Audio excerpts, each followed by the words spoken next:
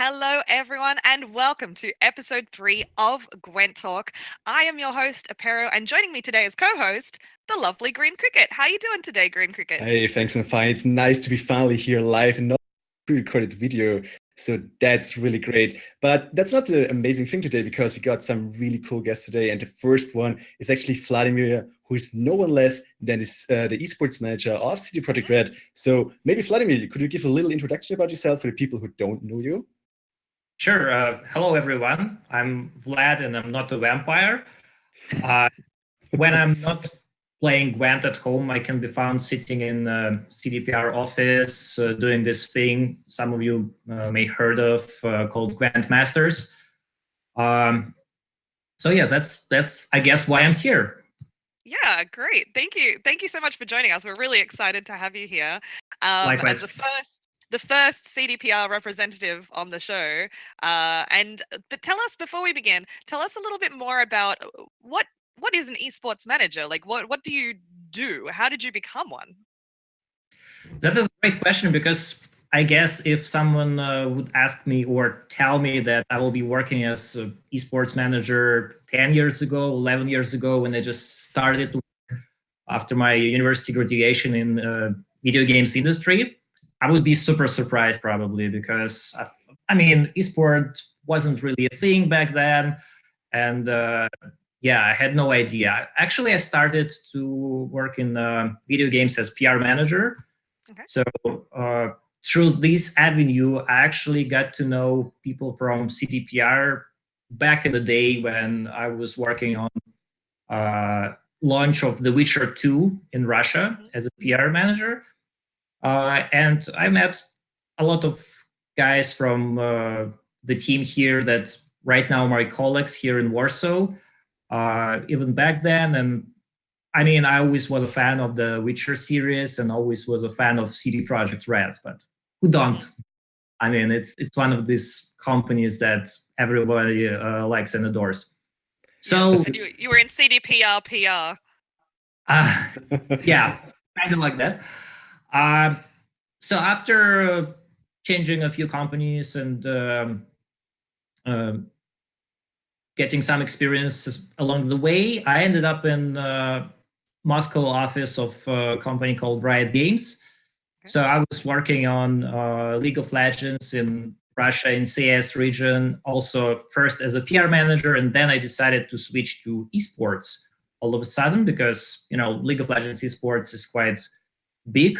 I became interested in this particular field, and it seems that I had the right qualities to enter this area. And you know, once you enter esports, it's really hard to leave because it's really fascinating stuff, and it's a learning experience all the time. It's like completely uncharted area, and unlike PR, for example, which is more or less predictable. Was it rough to transition from PR to esports manager? Like, are there a lot of overlappings, or how did you fare in the beginning? Like, well, I can tell you that for me, PR background definitely was a big help because I think in the job of esports manager, a lot of things are actually related to communication. Communicating either with esports organizations or with tournament organizers or with professional players.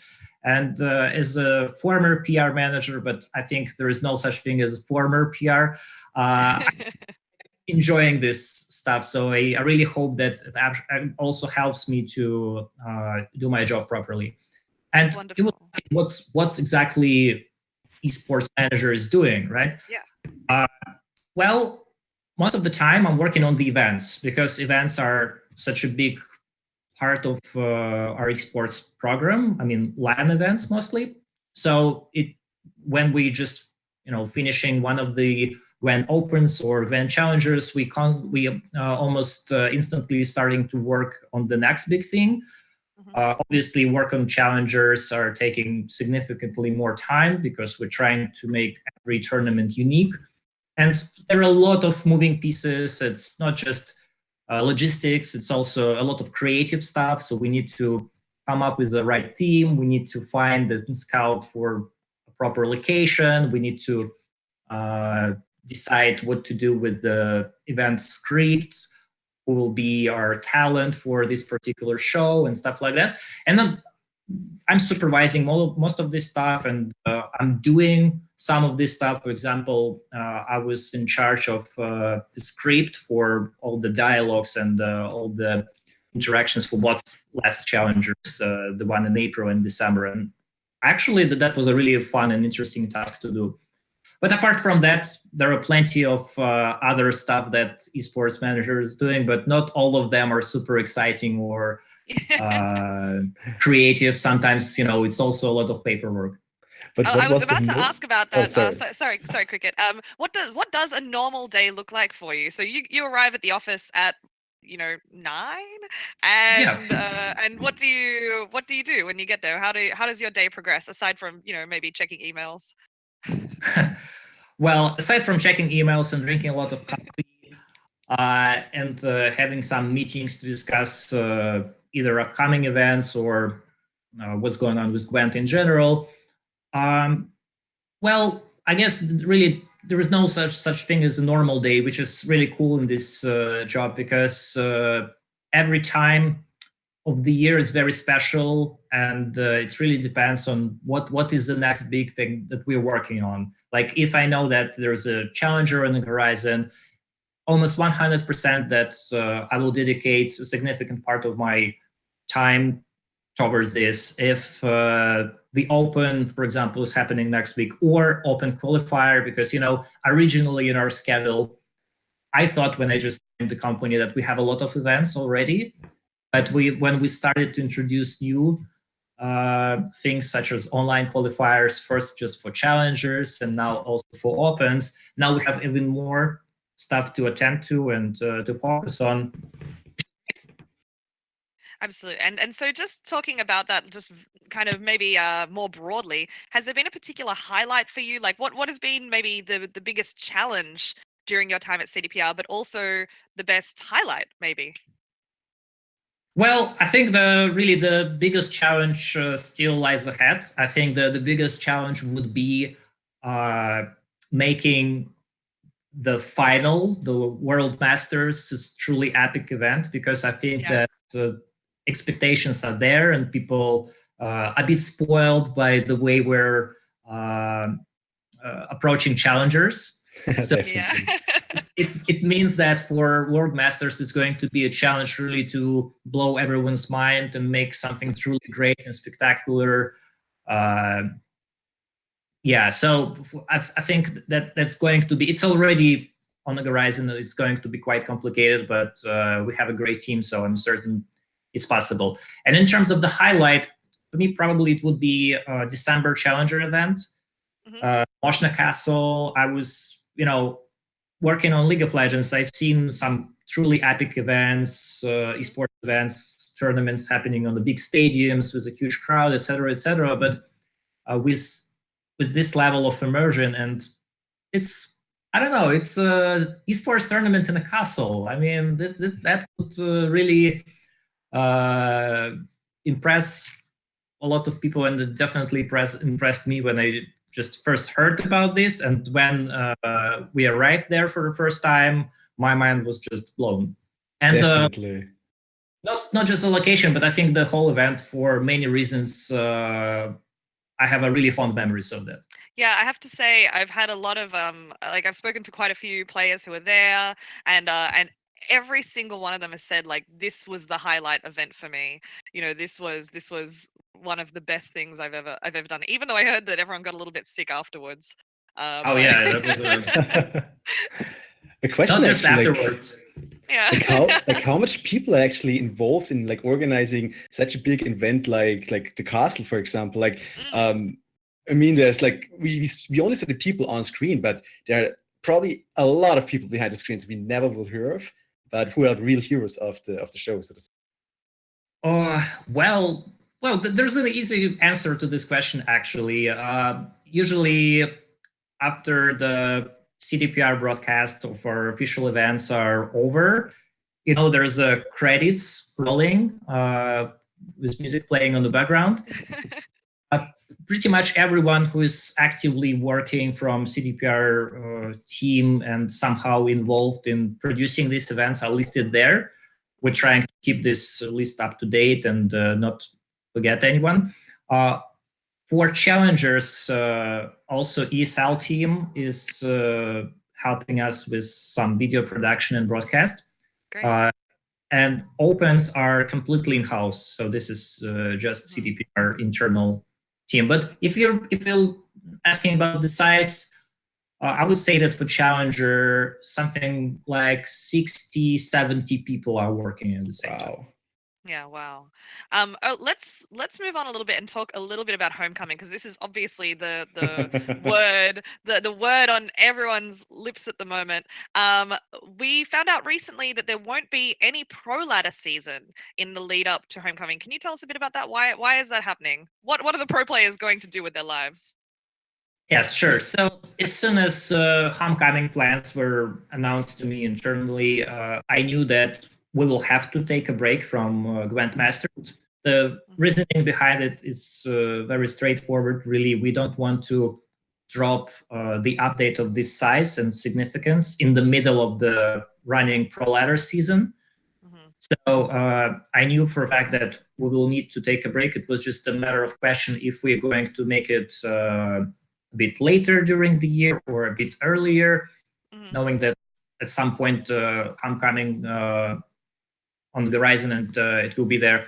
Actually, I was a bit afraid that, with homecoming announcement, some people could lost motivation to play the current Gwent competitive. Because the game will be changing and nobody knows what's exactly will be there. But I'm glad to see that competitive scene is almost intact and people are as motivated as ever to fight for the top spots and Gwent Opens and challengers. And also, I must add that I kind of like the current meta. I mean, I as everyone else, I also really, really waiting homecoming, and I'm waiting just more updates to the game, maybe like new cards, new factions, etc. But at the same time, I think from the balance standpoint and from competitive standpoint, the current Gwent is actually quite good. Yeah, it's very diverse.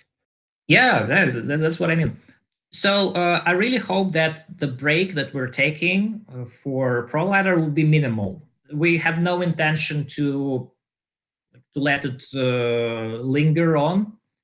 Basically, as soon as homecoming will be released and people will have a couple of months or maybe months and a half, something like that, to play around, to get to know, to learn Gwent 2.0. So after that, I think we will be ready to open Pro Ladder, and hopefully players will be also ready to compete with their best ability, and no one will be confused.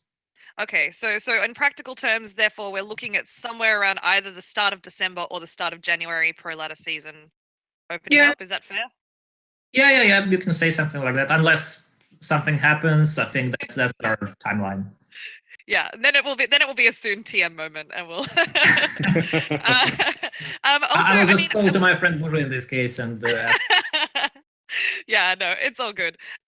So I think it's fair to say that after homecoming, there's going to be an increase, or we hope, I guess, that there's going to be an influx of new players and existing players will come back, and there's likely to be an increase in demand for things like community tournaments. And this is something, I don't know if you saw our show 2 weeks ago, this is something we were talking about a little bit with Flake about Wild Hunt 2, and kind of talking about the idea of having more community tournaments. Is CDPR talking yet about ways in which they can support more community tournaments? We'll talk a little bit about Red Dragon later, but more generally, is that something you guys are thinking about? Yeah, absolutely. I mean, when you're talking about the increasing demand for tournaments, I almost feel like, oh, could it be actually even more increased than we have right now? Because the demand is already there. People are really, they really want to play in different tiers of tournaments on a regular basis, and I totally get that. I think we're doing a good job on the top level of competition. And, maybe like grassroots community tournaments, which are not super serious. They're also doing more or less okay, although I would expect after Homecoming this niche would be even better. But I think the middle tier, like the tournaments which would be interested for competitive players, but they're not the official ones, are not really developed as much as I would like it to be. So I really hope that after Homecoming, also the increased interest would help us to support and develop this tier of this competitive events and tournaments. And I think there are plenty of ways CDPR as a publisher and developer of the game can do to help tournament organizers and players to compete. Like I feel like right now, maybe before Homecoming, it's for us, it's maybe a bit difficult to allocate time and resources for this. Because we know that like the main focus is actually to improve the game and make sure that more people will be interested, more people actually also from esports perspective would be interested in our competitive scene. So I think after Homecoming, we'll be able to support not only professional, but also semi-professional scene much better. Okay, yeah, because we were talking last week about the idea of, perhaps these, like you said, middle tier tournaments, perhaps the winner or the first two places could get a low number of crown points or some sort of entry into an online qualifier. So for example, maybe, we have the top 50 deadline coming up for the online challenger qualifier. Perhaps you have 55 people and those extra 5 people come from mid-tier tournaments or something like that. Is that something that could be a possibility for the future? Yeah, definitely. All options are on the table. I'm a bit skeptical about assigning crown points to online tournaments, but simply because in this case we can't really guarantee that all players are playing by the rules and organizers are really enforcing these things. It's like with licensed tournaments, it's always a bit of a trust issue between CDPR and and organizers, because we need really to make sure that everything will be of top quality, players will be happy, viewers will be happy, the tournament is streamed, and there will be no foul play, and all crown points will be assigned properly. So for us, it's a bit, we'd like to double check. Sometimes I know sometimes for tournament organizers, it could be difficult to communicate with us because we really trying to get as much information as possible, to get more answers from them, to make sure that it's actually going to be great. So we'll review this approach, and we'll see what could be done to support these middle tier tournaments. Maybe not with crown points, but it's also an option. I'm not saying it's impossible. Sure. Okay. Well, wonderful. Thank you for that. The very honest and open conversation.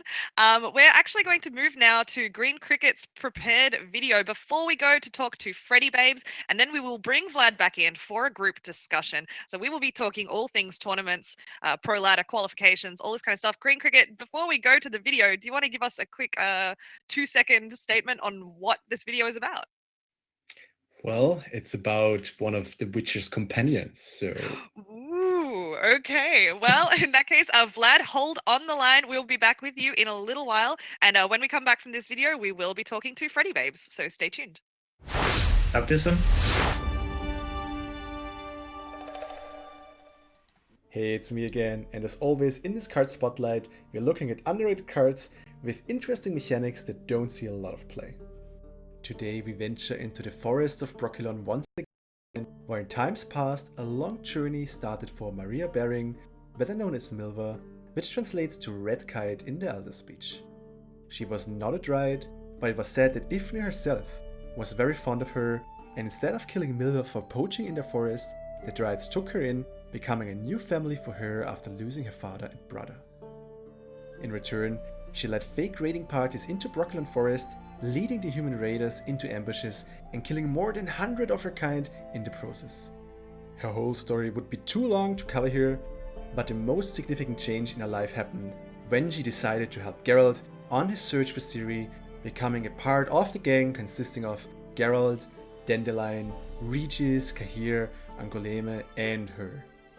With her mastery of the bow, many battles of the group would have ended very differently, and we wouldn't be able to tell tales of the one witcher who changed the fate of the world.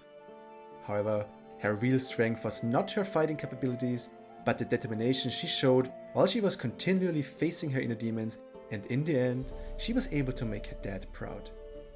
I trust no one. Never have.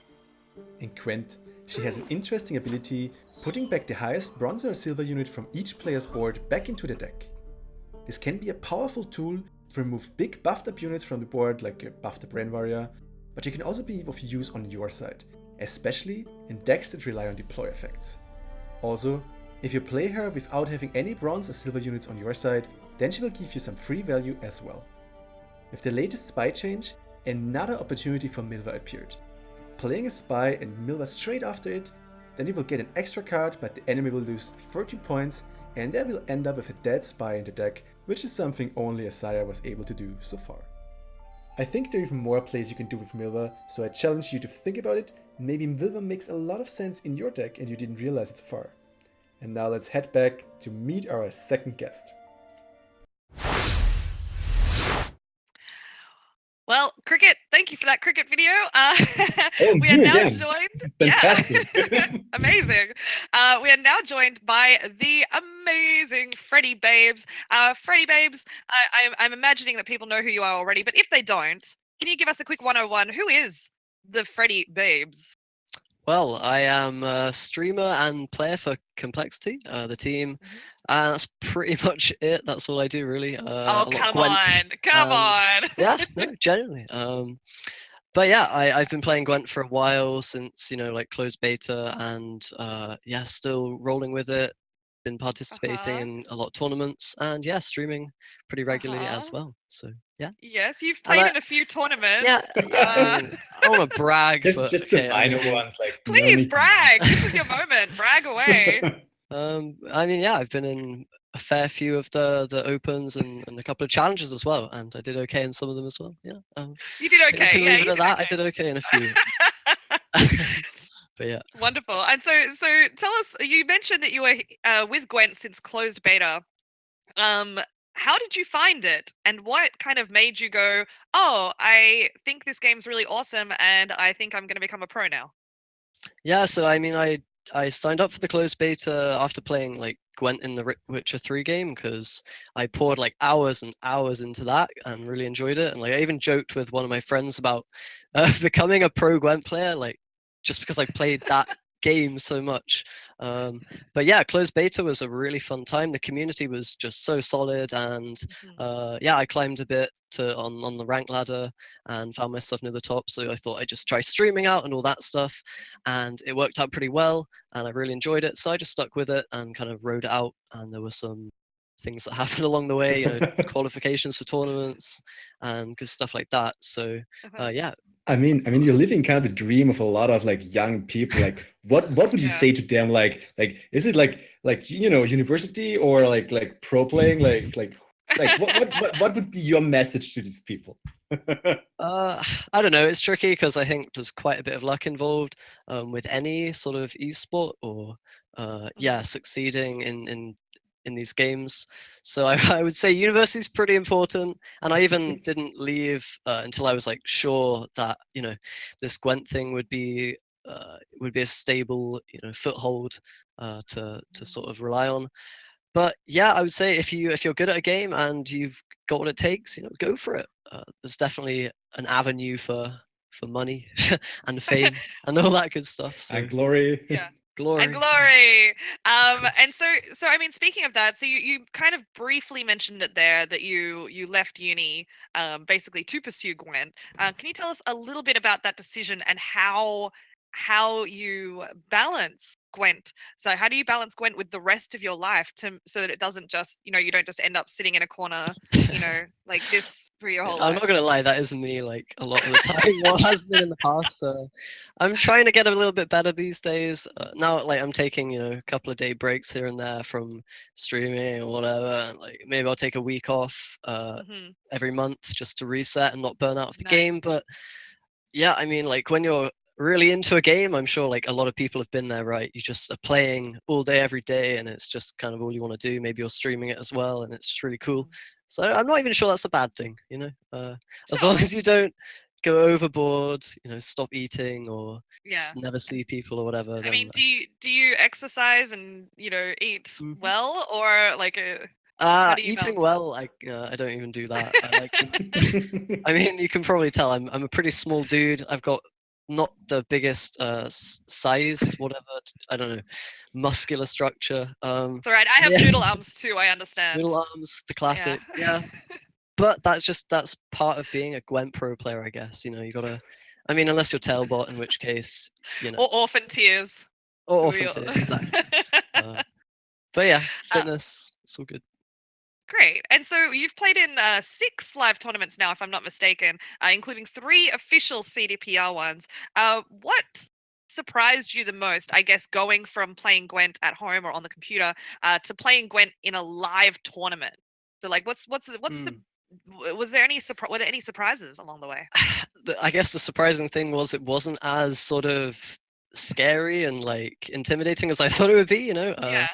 yeah, the first tournament I played in was like Gwent Slam #1, and that was quite a while ago. But uh, yeah, it wasn't too bad. It was a really friendly environment, and talking to all the guys before games and even during games.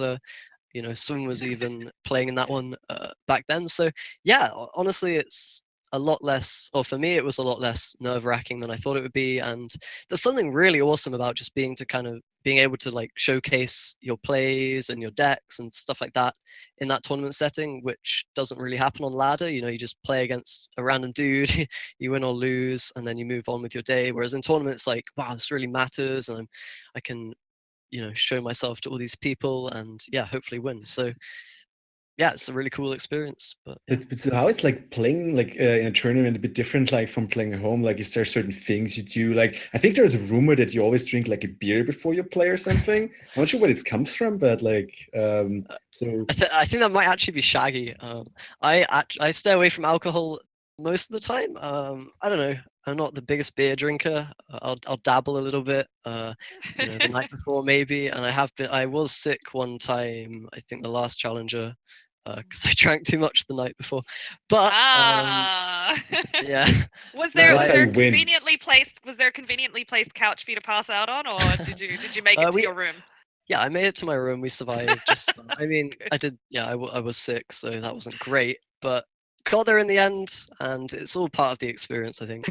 But no, I tend not to eat a lot during the tournaments as well. That's the kind of thing. Like, and maybe Okay. not sleep so much. I don't know if I can Just help it. I guess the nerves. nerves. Yeah, Yeah. Mm. it kind of helps to be like on edge and a little bit starving, kind of potentially, just to keep your mind in it. I guess maybe that's Yeah. There you go. counterintuitive. Pro tips, guys, from a pro player. Don't eat. There we Uh, go. No, no, got I mean soothing. I understand what you mean. Like lots of people out there will know that I'm a performer as well, and so when you get those kind of nerves about going on stage or going in front of people or having to do something in a high pressure environment, you often are not sleeping and your appetite kind of goes out the Mhm. window. Do you find that after the event it suddenly all comes flooding back and you're really hungry? Yeah, I guess more tired than anything, and I'll like just Yes. sleep for like a whole day afterwards. But yeah, it's all good, I guess. Yeah. It's just kind of like a really weird experience. You like nothing Surreal? matters. Yeah, like nothing matters at all apart from the event and just trying Mhm. to do what you need to do, Yeah, reach nice. whatever stage of the tournament you need to reach or whatever. So yeah. Very nice. Well, then speaking of tournaments, how do you prepare for them? So do you have a coach that you work with, or do you have like a specific process you go through? How does that work for you? So right now I don't have anyone like specific helping me every tournament. I have been talking to Beardy Bog a lot, who I Okay. shouted out in the last challenge, I think, and yeah, he's a really awesome dude, and he was helping me then. So hopefully, Totally agree. yeah, yeah, he's on Team Leviathan, I think. Yeah, he's So awesome. yeah, cool dude, and Yeah. yeah, usually I just ask random people if they'll help me out. You know, community in general is pretty uh, generous in that sense. So yeah, but I know like a lot of the teams, like Team Aretuza, for example, have all these scrim groups, which are Mhm. pretty cool. I don't think there's anything wrong with having more than one person probably more is better, but I just don't have the resource in team complexity to do that. Not that I'm complaining. I like to have just one person to bounce off a lot of the time. So that's usually Sure, how I fair enough. roll. And of course, you mentioned earlier that you're a streamer as well. I think every Green Cricket and myself also stream. But we know that sometimes streaming and playing, especially at the top levels, they're not necessarily that compatible. Can you talk a little bit about that? I know recently you've been streaming with a 10-minute delay as well. Can you talk about why you're doing that and what the challenges are for you in that regards? Yeah, I think it's quite an interesting topic. A lot of streamers over the weeks, months, whatever, stop streaming. I think like Super JJ, for example, Mhm. used to stream Pro Ladder a lot and stopped doing that, switched to ranked, whatever, all that stuff. I think it is tricky. Like even streaming just regular gameplay, like a Yeah. lot of people who have streamed, I'm sure you will probably realize it's actually kind of tricky, right? You got to focus on the chat, you got to talk to people, you've got to focus on the game at the same time. Maybe you're managing some music in the background as well. It's Yeah. a lot of multitasking is involved. Mm. So I think that's the hardest bit with streaming, and you know, uh, reconciling that with playing competitively at the same time because you're just so distracted with a lot of stuff while you're streaming. Um, Yeah.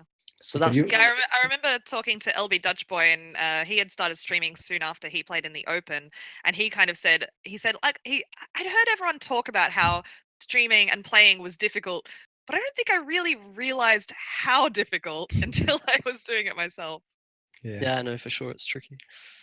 But like when you think of it, like have you ever felt the pressure like to choose between streaming or playing Pro Ladder, or is like just something you say like, well, I don't need to choose. I just play. I kind of wish. I'm kind of trying to make that happen like this season by putting a delay on and yeah, just cutting out all the chat and the music and stuff and just really focusing on the game. Not sure if it's working. There's still like a pressure to sort of play, right?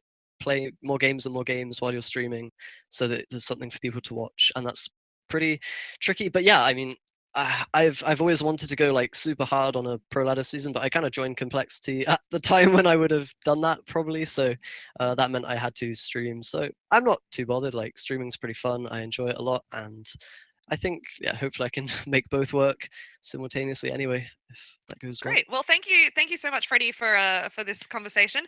Yeah, We are thank you. going to now go into our group conversation. We're going to bring Vladimir back in, and we're going to talk a little bit more generally about tournaments. So let's go over to that. Here we go. Ooh, there we go. Magical. And another shout out that we always like to give here is to Mark Theus, who is the magic man behind the mirror who creates these huge setups and does all our transitions and runs this stream. So thank you so much again, Mark Theus. You're the man. So yeah, here we are in the group discussion. Cricket, do you want to lead off? Sure, let's do that. So I think like the first thing, because we talked a lot about tournaments, so what about like the social aspect of it, like being there, like with all the people, does it like make it feel more real? Because like at home, you're just playing this game, but then you're going to this big tournament and you're meeting all the people and you're like, wow, like, okay, this is it. Like what do you think of it? Like, what's your thoughts on that? I think Freddie? it's really cool. Yeah, like some of my best friends right now are actually the Gwent pro players or even the casters, which is a really weird feeling. Like, and you only get to see these people when you go to events, right? So that kind of puts the pressure on to qualify for those. But yeah, there's something very strange about seeing the person behind the screen or the name on the ladder, or even Vladimir, the guy running everything, right? So it's pretty Yeah, cool. as Vlad, what about for you? Obviously, you're working a lot with these people in organizing it. What's it like to suddenly go there and you're really tall, or you've got a different personality than I imagined, or something like meeting all these people. Yeah, definitely. I mean, LAN tournaments, I think all of them have this very special atmosphere. Everyone who ever participates in any esports offline tournaments knows what I'm talking about. This is a really cool vibe going on, and it's really a privilege and a pleasure to get to know all the professional players and learn the game and actually the depths of the game just by watching them play. And I think the bonus is that you also can just casually talk with them, get to know them better, Hmm. to see what what kind of people they are, maybe outside of their on-screen personality. So it's really really interesting. And in terms of surprises, I don't know if I ever was really surprised by any Gwent player or caster, but also I wanted to add about casters because in my line of work, I worked with these guys a lot, girls now. Yes. So it's actually also a huge privilege to get to know them, because for most people that just interacting with them as streamers or YouTubers or Gwent casters, I think they only can see like this one side of personality. But for me, I'm really grateful that I have this chance to personally get to know them and be able to hang out with our very cool team. I really like our on-air Gwent Masters team and everyone who is or was contributing to it. And yeah, this is, for me, every offline tournament of Gwent is kind of a holiday in a way. Even though we were working from morning to late evening, it's still, in terms of the mood and in terms of the atmosphere, this is just the way I'm looking forward during all months and weeks before that. Awesome. And I mean, you did just mention now girls on the team. And for those who haven't heard, Merchant has stepped down from his position as caster, and Jaggerus is stepping into the role. So congratulations to her. Vladimir, can you tell us a little bit about, firstly, why did Merchant decide to step down, and what was the process for finding a replacement? How did we come to have the wonderful world of Jaggerus? Yeah, sure. So first of all, about Merchant, I think he summarized it in his Twitter message and on Reddit in the same way he communicated it to us. So I really appreciate his honesty and the way he actually handled this situation. I think that if he's genuinely doesn't feel that he's motivated by casting or by game itself at this point of time, I think it's only fair for him to step down and really open this door for other community members that are really passionate about the game, and they could make their career maybe, or in this new field, which is casting of Gwent. So I really admire the dude, and I'm sure that we will stay good friends, and I just hope that we'll be able to see each other again anytime soon with Merchant. So best of luck to him in any future endeavors. Absolutely. And second part of the question about Jaggers. So as soon as we learned about the situation with Merchant, we knew that we don't have a lot of time before our next event, which is open, but enough time to make some preparations and make some tests, I would say. And first of all, we talked with all the casters. I talked with all the casters in Gwent Masters team, with 3 of them, and with Merchant also, about possible candidates. What are they thinking about their current role? Should we mix the pairs together or create new screen pairs, or we should leave things as they are and just try to find replacement for Merchant? And because Merchant was play-by-play caster, so I think his role in a team with Panda was not the game in-depth analysis. It was more about feeling the dead air and also making sure that the stream is really entertaining. And we were looking for someone with a similar set of skills. Right. And we actually asked a few candidates to send us the test broadcasting, VODs, so test broadcasting with Panda, because we knew that our candidate could be a perfect streamer or perfect caster, but we knew that in the end of the day, it's all about the chemistry within. Yeah, that has to be a team. It has to be about teamwork and balance. Yeah. Exactly. And after we reviewed these submissions, we decided that we will go with Jaggers because first, we already worked with her in the past, but also her submission was really good. Apart from a couple of small things that I'm sure are fixable, I was pretty happy with the results. So I'm confident that the next Open would be quite good from this regard. Yeah, I'm 100% sure that she will do a wonderful job. And as with the last one, the last event when she was, hosting and doing analysis, I can just imagine her running between the two Yes. positions. Oh. That she did an excellent job, especially that she was a job she was thrown into at the last second. So I'm sure we'll see wonderful things from her. Let's go to our viewer questions because we are kind of running out of time. Let's go to our first viewer question. Mark this. Yeah. Do you expect the competitive scene to change after Homecoming, and how? Freddie, I'm gonna throw to you on this one. What do you think? Post Homecoming scene. Oh, that's a really tricky question. Yeah. I mean, like the game's going to be very different, I guess. So I don't know what the meta or anything like that will look like in terms of the tournaments and stuff. I also don't know. Like Vlad would probably be the person to ask about that stuff. But yeah, hopefully there's more of the same, I guess, from this year. The Master Circuit's been really cool, and maybe more community stuff, more open qualifiers and all that good things that we're getting more of now. So yeah, that would be my hope. But yeah, who knows? Anything could happen. Vladimir, what do you think?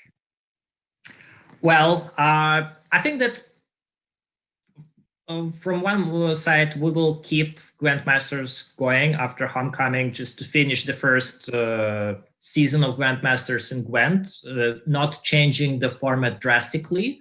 I mean, we're still going to have Opens, qualifiers to it, challengers, and World Masters at the end.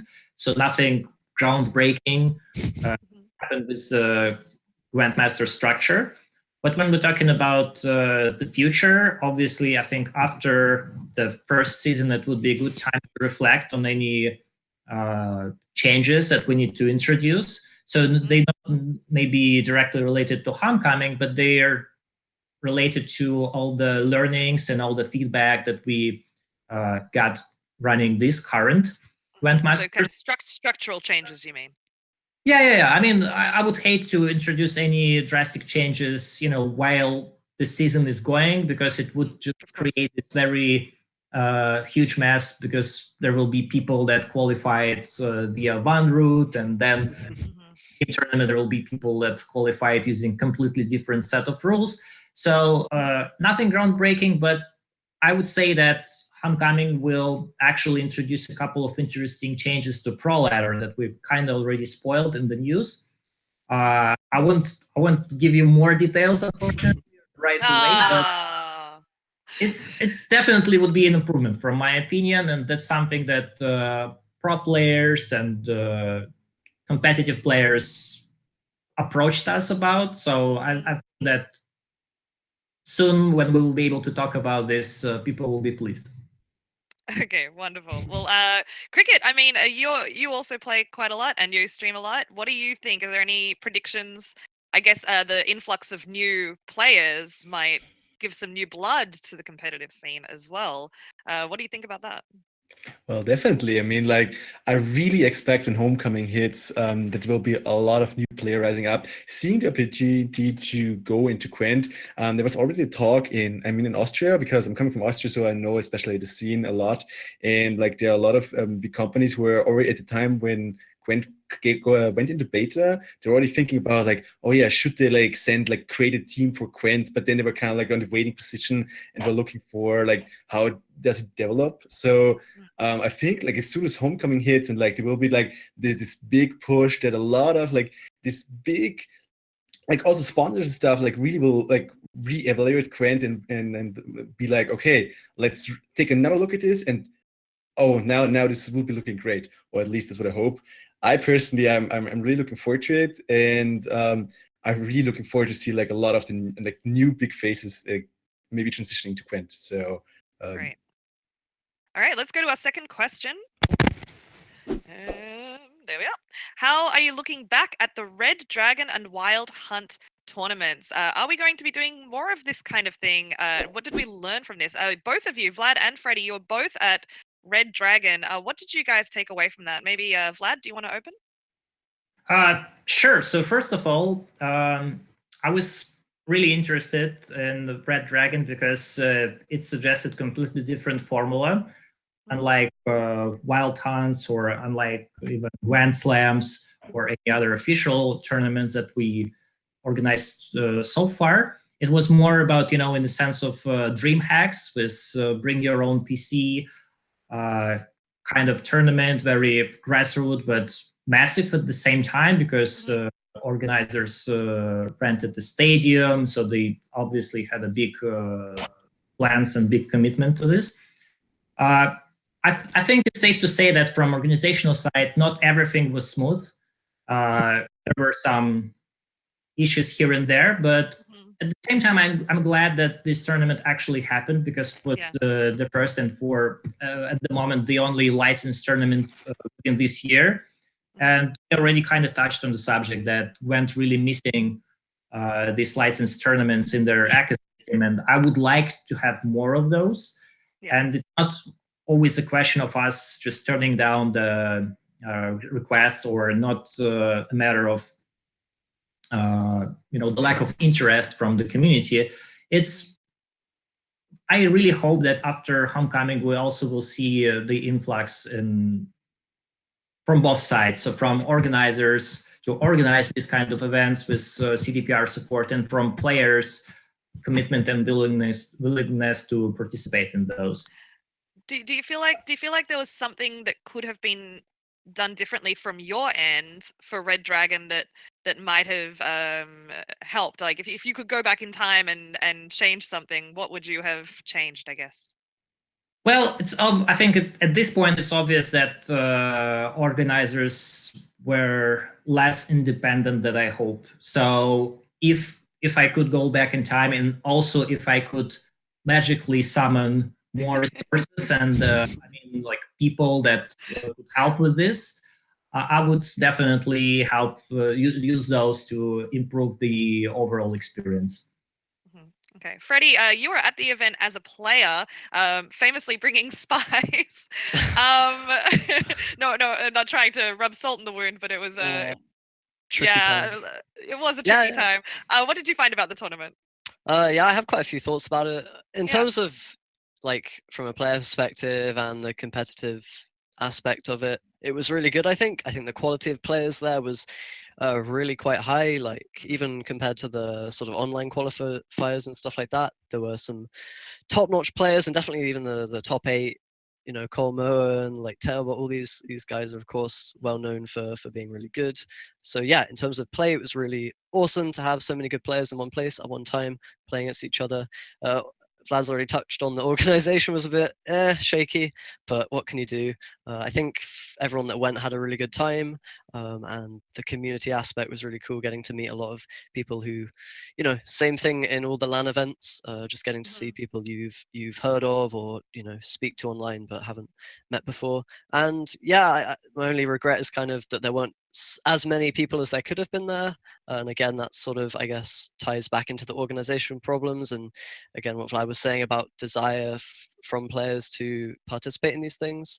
And yeah, also like the crown point, the way that works and getting crown points from these LAN events is a bit weird because some players can get into those top spots. I mean, I'm even one of the people who benefited from this crown point system, so I can't really talk, but yeah, I don't know if there's anything that needs to be changed there or make them somehow more accessible to players who are already fighting for the top spots so that they can have a chance to get these crown points that really matter, potentially for going to opens and that sort of thing. But yeah, I think overall really cool thing to have happen, and hopefully there are more in the future. Yeah. I actually think that there will be a lot of like this mid-level tournaments as we spoke of, because I'm lately talking a lot with other people who are actually planning to or thinking of doing something like this.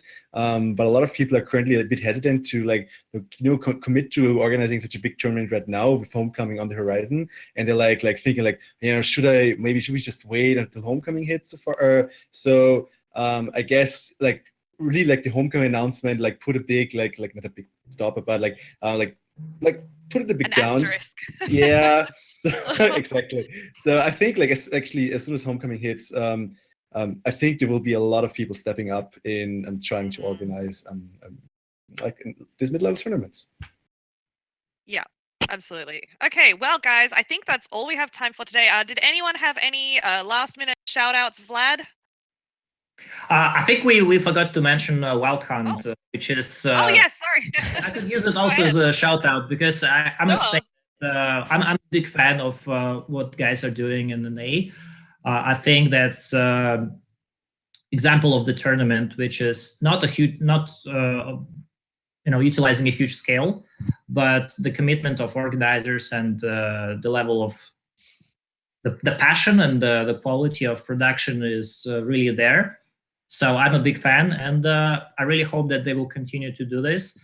And also, I think it's quite possible that one of those future Wild Hunts will be licensed. I mean, I don't see any, really any blockers. Reason not to, yeah. Yes, reasons not to do that, especially since we now have 2 great events already in the history. So yeah. That's huge awesome news. Yeah, because that was something we had when, like I said, we had Flake on in the last show, and he was kind of saying, look, like we hope to do a Wild Hunt 3 after Homecoming, but like a lot of it is going to depend on support, not just from CDPR, of course, but also, sponsorship and this kind of thing. So I'm sure that there will be a lot of people who are very happy to hear that is a direction that CDPR is looking at and is not opposed to going in, shall we say. So that's wonderful news. I will have to wrap it up there. Freddie, did you have any last minute shout outs? No, not really. Shout out to you guys. Good job doing this. Keeping the passion for Gwent alive. Yeah. We're all about passion here. Thank you so much. So yes, of course, thank you to our guests, Vladimir Torsov and Freddybabes. And of course, thank you to my co-host, Green Cree. You've done an awesome job, my friend. And of course, as I mentioned earlier, another shout out to Mark Theus for running the show behind the scenes. We are eternally grateful. And the next important thing to know is that GwenTalk will be back for episode 4 in 2 weeks' time. Our guests will be the amazing, the wonderful Berja. And hype. And next to him will also be the Lodge of Sorceresses. The boss lady herself, Amers, will be there with him. And so we'll be talking. Today the focus was kind of on tournaments. In 2 weeks' time, we're going to be talking, of course, about Homecoming. Can't go wrong. But we're also going to be talking about community building. How do you build a community in gaming, and what is the Gwent community like? What are the challenges, and these kinds of discussions? So please do tune in. That is going to be on the 23rd of July, same time, same channel, 10 p.m. CEST. That is 4 p.m. EST if you're in the States. That was a really long sentence. And yes, thank you everyone for tuning in today. And we will see you in 2 weeks. Bye. Goodbye. Bye-bye.